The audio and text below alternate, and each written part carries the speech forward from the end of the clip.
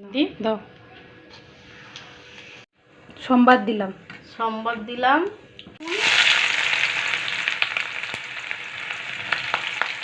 পেঁয়াজ রসুন ভালো করে ভাজা ভাজা করে লাল লাল করে তারপরে শাকটা দিয়ে দেবো। কলমি শাক তো নুন দিয়ে মতো একটু নুন দিয়ে দিলাম।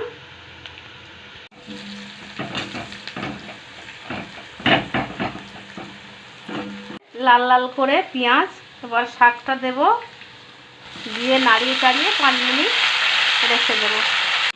ঢাকা দিয়ে রেখে দেবো।